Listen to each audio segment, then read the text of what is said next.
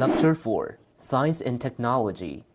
In the second half of the 17th century, the scientific development reached its zenith during the period known as the Scientific Revolution. Its birth could be traced to the activities of three influential figures, Sir Francis Bacon, William Gilbert, and William Harvey, all of whom flourished around the year of 1600, and all of whom belonged to an exclusive inner circle of advisors to the royal family of the day. Gilbert's and Harvey's classic publications matched Bacon's theoretical expectations that close and repeated observations of nature would yield powerful laws on the basis of which dramatic alterations could be made to man's environment. It is probably no accident that these three groundbreaking scientific thinkers came from a single intellectual milieu. The combined effects of their influential writings kick-started the scientific revolution in England. After the Civil War, both the victorious parliamentarians and the defeated royalists turned enthusiastically to science and technology for its potential economic and social benefits. Collaborative data collection, organization of knowledge, and production of new practical outcomes played a major part in the agenda of Commonwealth. Royalists in retirement on their country estates, meanwhile, turned to intellectual pastimes in search of money-making initiatives to relieve their financial difficulties.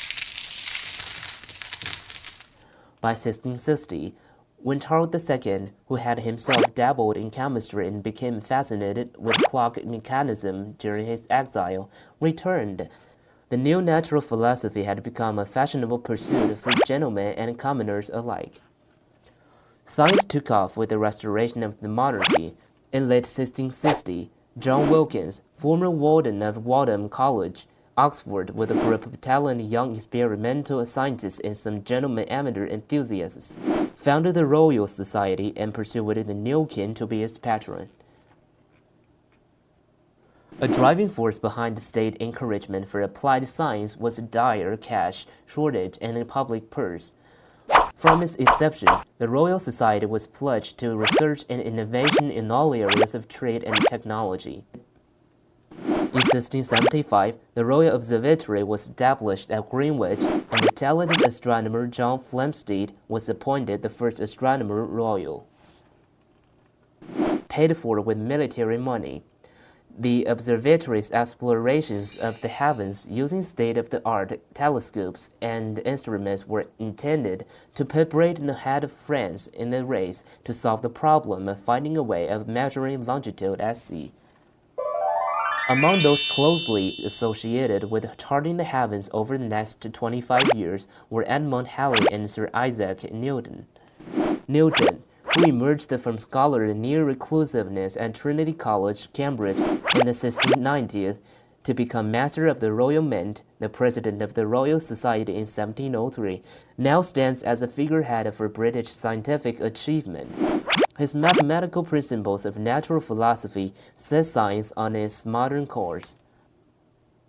Long-term advances in microscopy, medicine, chemistry, and biology have probably been seen as important as Newton's laws of motion. The development of precision instruments placed Britain in the forefront of specialist equipment making.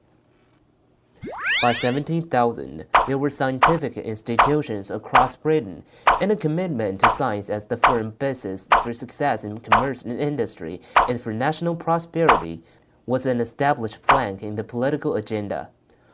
Britain's rapid industrialization over the next century and its domination of world trade confirmed the importance of science in driving the economy. Based on the timeline, this is a structure showing the development of science and technology in the Stuart period. Initially, three groundbreaking thinkers, Sir Francis Bacon, William Gilbert, and William Harvey kick-started the scientific revolution in the second half of the 17th century. After the Civil War, parliamentarians and royalists turned enthusiastically to science and technology. By 1660, when the monarchy was restored, science had become a fashionable pursuit for gentlemen and commoners alike.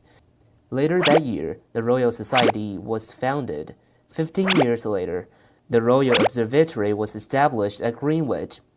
At the end of the 17th century, Isaac Newton published his mathematical principles of natural philosophy and set science on its modern course. By 17,000, a political commitment to science as the firm basis for commerce, industry, and national prosperity was firmly established. That's all for today's lecture. Thanks for listening.